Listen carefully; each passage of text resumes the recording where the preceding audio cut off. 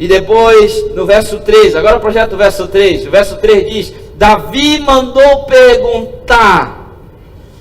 Homem casado não anda perguntando nada para uma outra mulher.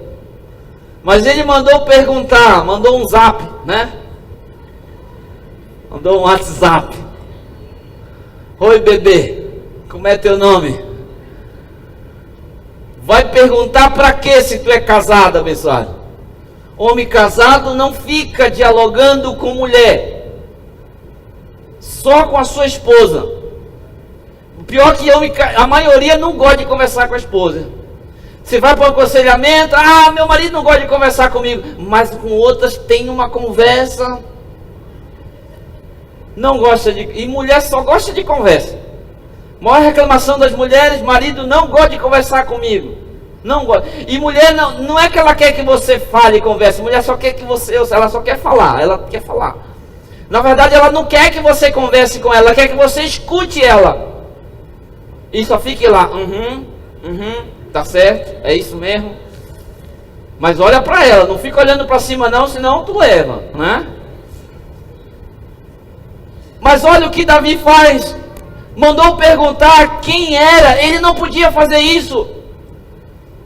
Mas agora começa a queda. A queda começa com pequenas decisões que levam a uma decisão maior lá na frente. Perguntando o nome. Vou dar um conselho aqui para jovem solteira: não converse com homem casado. Não converse. Homem casado não tem amiga, a não ser a sua esposa. Não tem. É oi, oi, conversa ali, mas nada de ficar trocando contato. O índice de traição e divórcio tem aumentado bastante nessa era de rede social. Isso tem contaminado. E eu sei que alguns homens já estão bravo comigo. Fica bravo, pode ficar. Porque eu sei que às vezes a gente quer fazer a nossa vontade. A gente quer ficar ali. Não, mas eu sou forte. Tu é forte nada, rapaz. Tu é fraco. Não tem homem forte para o pecado. Olha Davi aqui. Um homem de Deus, um ungido. Um homem que foi ungido pelo profeta. Mas não tem homem forte diante do pecado, diante da tentação. Não tem. Só tem um segredo para sermos fortes diante do pecado. Sabe qual é? É correr. Foi o que José fez. Quando a esposa de Potifar colocou o óleo em José e disse: deita comigo, o que foi que ele fez? Perna para que te quero. Eu vou correr desse negócio aqui. Não vou ficar aqui não, mano. Mas tem homem que não quer correr não. Ele quer ficar como Davi ali. Ficou ali. Mandou perguntar o nome. Alguém disse: olha, é Betseba. Pegou todas as informações para ele. Sempre tem um que vai te ajudar a levar para o pecado. Sempre vai ter um miserável. Aqui tem um miserável que está ajudando. Não fala o nome dele, mas o miserável está lá, né? Trazendo a informação e levando agora Davi para o pecado. Disseram-lhe: é Betseba. O rapaz anotou tudo. Anotou o contato dela, o nome dela. Olha, o nome do pai. Parece que tinha filho de Eliã. Tudo. Trouxe tudo anotado, miserável. Esse era do capeta. Esse era do capeta. É Betseba, filho de Eliã, mulher de Urias, o Eteu. Mulher de Urias, o Eteu. Toda a informação dada. E o que Davi faz em seguida, no verso 4? Depois que agora a tentação já estava toda montada, o prato já estava bem montado, então, o que diz lá? Então enviou, agora que ele toma a decisão de consumar o pecado. O pecado já estava aqui, na mente. E ele agora diz: então enviou Davi mensageiros que a trouxessem. E ela o quê? Ela foi forçada a vir? Não. A mulher vítima aqui não. Ela veio porque quis também. Errou também. Davi errou. O mensageiro errou também. E a mulher também errou. A Bíblia deixa claro, ela veio. Mulher, tu também pode decidir não vir. Quando o homem casado te chamar no zap, tu diga assim: epa, você é casado, e corta a conversa. Você pode fazer isso também, sabia? Só que tem mulher que ela gosta também de levar o homem ao pecado. Ela quer que o homem fique desejando ela. E isso é muito claro hoje, tanto nas redes sociais, as mulheres se vestindo cada vez de maneira depravada, querendo levar o homem a desejar elas. Te cuida, cuidado como tu anda, como tu se veste. Tu pode se tornar uma pedra de tropeço para alguém. Tu pode ser uma pessoa, eu vou falar aqui especialmente para as mulheres, tu pode ser um instrumento usado pelo inimigo para destruir uma família, e talvez tu nem esteja sabendo disso. E ela veio,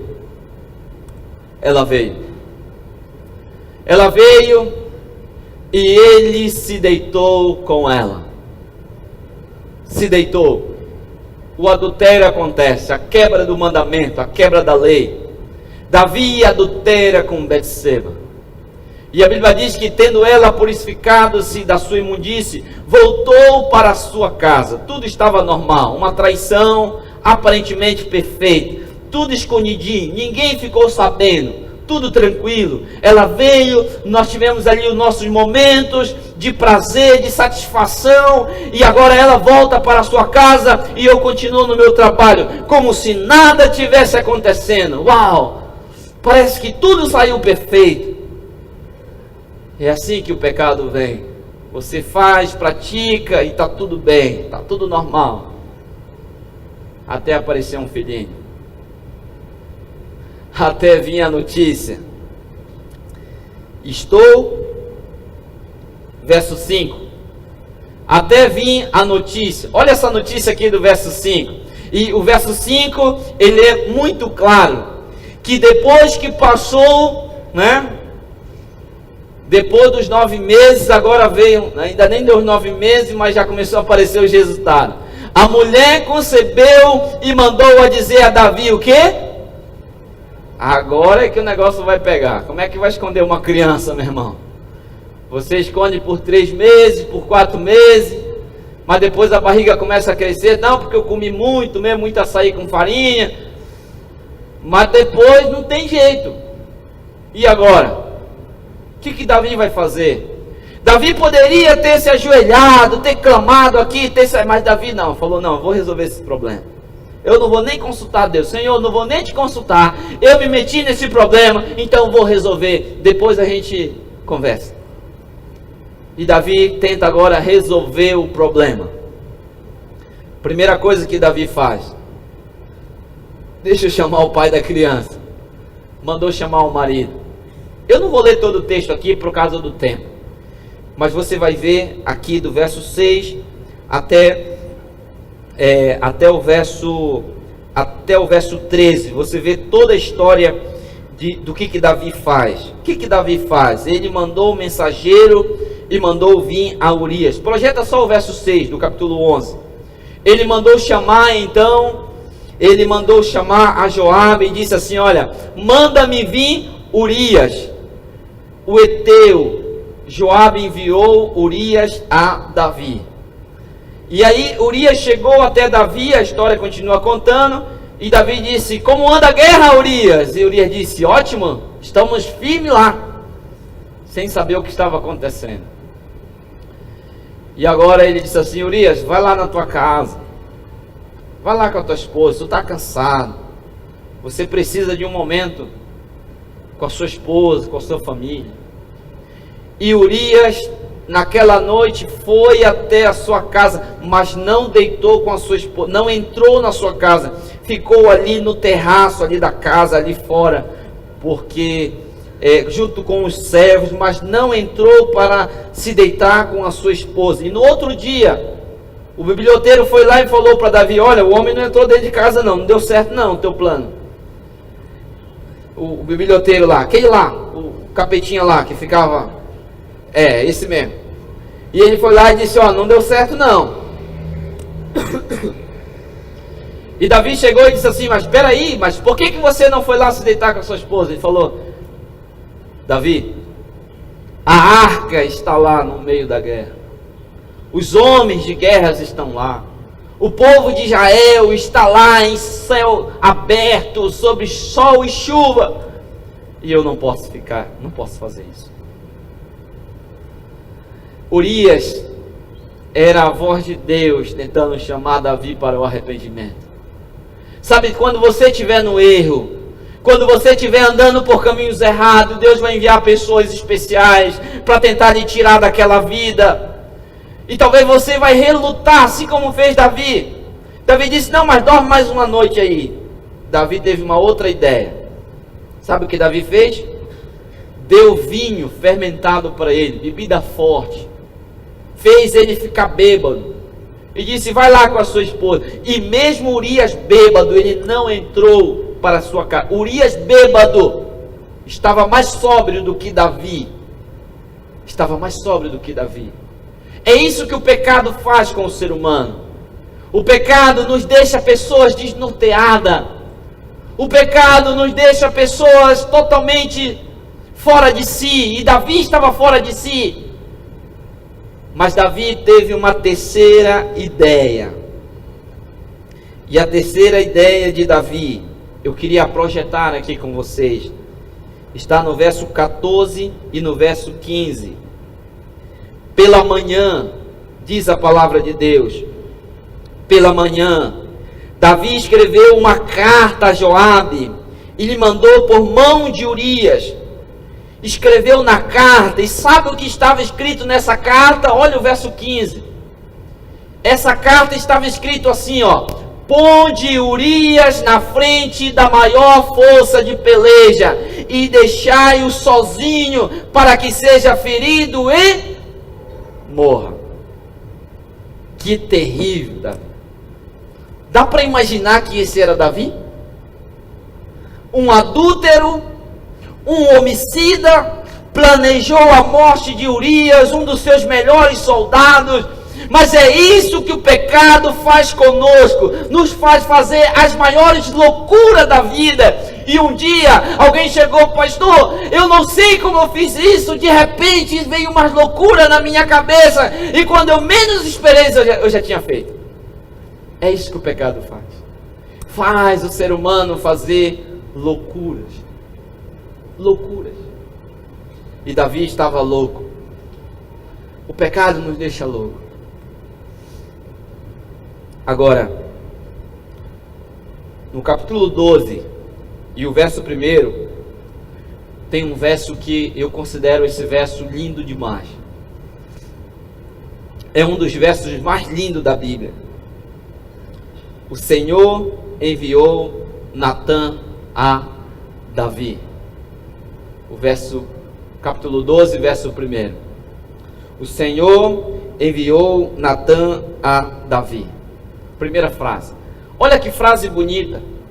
O Senhor enviou Natã a Davi. O profeta Natã foi enviado a Davi.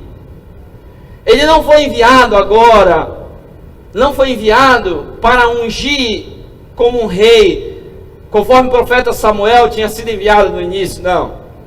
Ele foi enviado para salvar.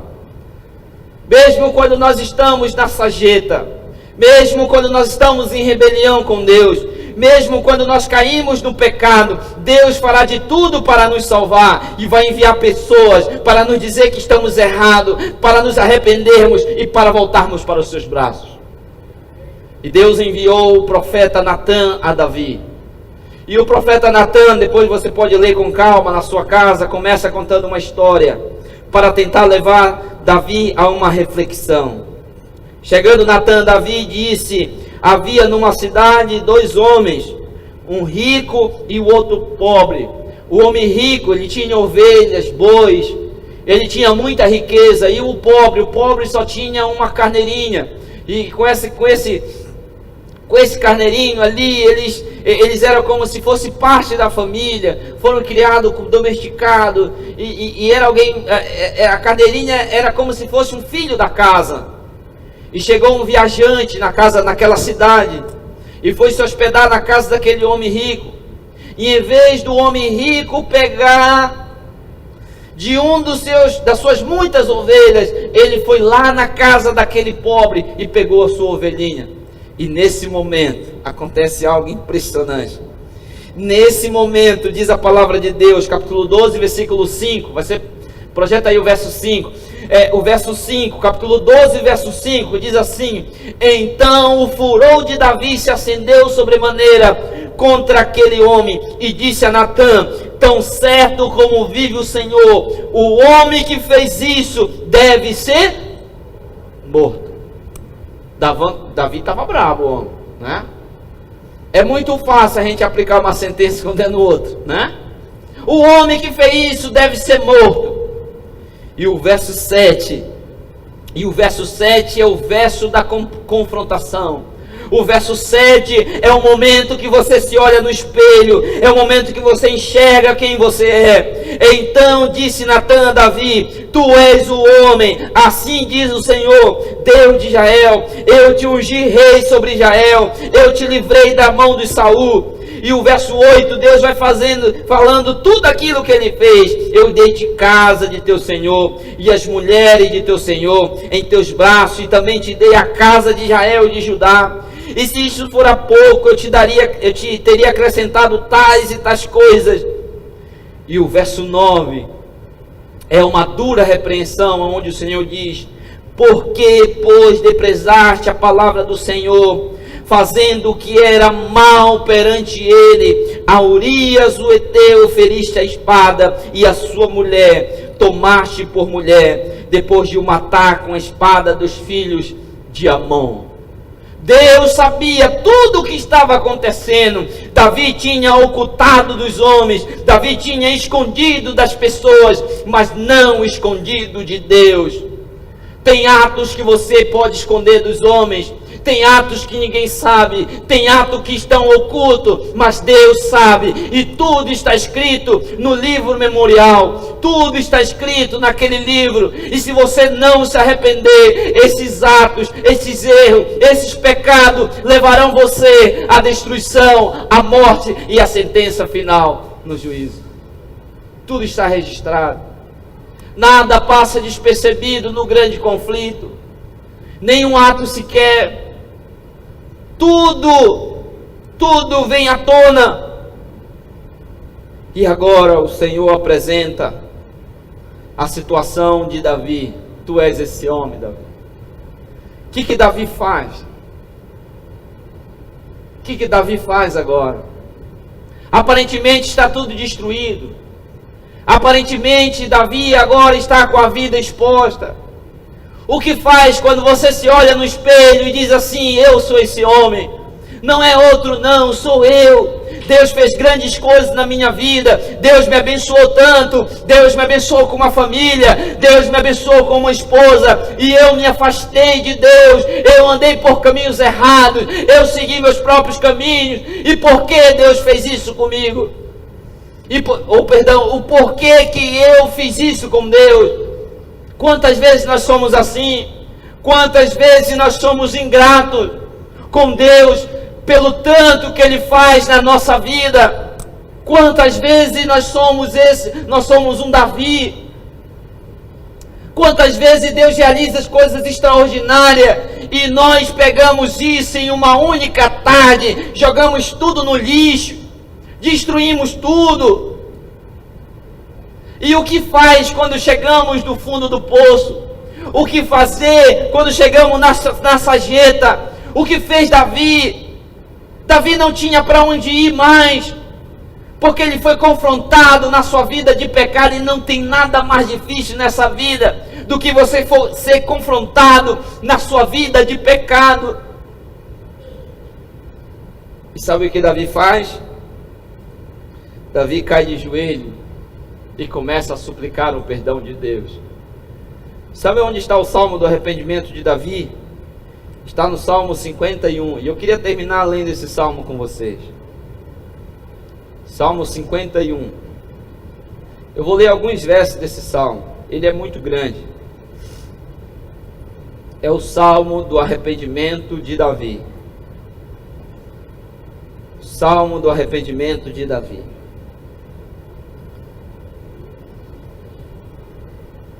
Vamos ler do verso 1 e o verso 2. Depois vamos ler do 10 até o 12. Do verso 1 até o verso 3. Salmo 51, verso 1 até o verso 3. A primeira parte diz assim. Vamos terminar lendo esse salmo. Compadece-te de mim, ó Deus, segundo a tua benignidade e segundo a multidão das tuas misericórdias. Apaga as minhas transgressões, lava-me completamente da minha iniquidade e purifica-me do meu pecado, pois eu conheço as minhas transgressões e o meu pecado está sempre diante de mim. E agora vamos ler do verso 10 até o verso 12. Olha o que Davi está dizendo: Senhor, eu conheço as minhas transgressões e os meus pecados estão diante de mim. Aquilo era vivo na mente de Davi, e isso foi exatamente no momento em que ele foi confrontado na sua vida de pecado. E do verso 10 até o verso 12, ele escreve dizendo: cria em mim o quê? Ó Deus. O verbo aqui criar é o mesmo usado lá em Gênesis capítulo 1, verso 1. No princípio criou Deus os céus e a terra. Davi estava dizendo para Deus: Senhor, cria um novo coração, um coração que seja disposto a te obedecer, um coração que seja disposto a te amar, porque com esse coração aqui não dá, Senhor. E ele disse: cria em mim, ó Deus, um coração puro e renova dentro de mim um espírito inabalável. O verso 11, ele diz assim: não me repuse da tua presença, nem me retire o seu santo Espírito. E o verso 12 é um clamor desesperado, onde ele diz: restitui-me, devolve-me a alegria da tua salvação e sustenta-me com um espírito voluntário. Ele está dizendo: eu quero sentir alegria novamente, dá-me a alegria da salvação. Eu quero sentir novamente a alegria de te servir, de fazer a tua vontade, de andar em teus caminhos. Esse é o verdadeiro arrependimento. Isso é ser renascido pelo arrependimento. É você dizer: Senhor, perdoa-me, não quero mais viver essa vida, quero um novo coração, porque quero fazer a tua vontade, quero andar em teus caminhos, e não importa aquilo que você fez. E talvez aquilo que você fez não é pior do que Davi fez. Não é. Davi fez muito pior.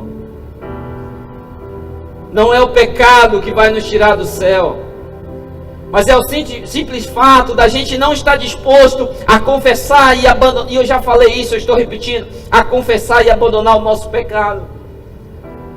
Davi, um grande pecador, ele está lá na galeria dos heróis da fé. Por quê? Porque ele se arrependeu, porque ele caiu de joelho e fala: Senhor, eu estou arrependido, eu não quero mais essa vida para mim. E ele realmente passou a viver uma vida com Deus.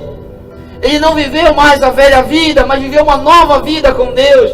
Isso é arrependimento, é a tristeza pelo pecado e a decisão de abandonar aquele pecado. Senhor, não quero. Você pode até fazer, você pode até cair, você pode até voltar, quem sabe, a cometer aquele erro por um deslize, mas você já tomou a decisão no seu coração de abandoná-lo e de viver uma vida com Cristo. Não quer você ser um vaso nas mãos do oleiro? Eu quero cantar esse hino com vocês, e queria que você ficasse em pé e cantasse comigo, para que Ele nos faça um vaso, para que arrependido possamos voltar para a sua casa, voltar para os seus braços, possamos confessar os nossos pecados e viver uma nova vida do seu lado. Vamos terminar cantando esse hino.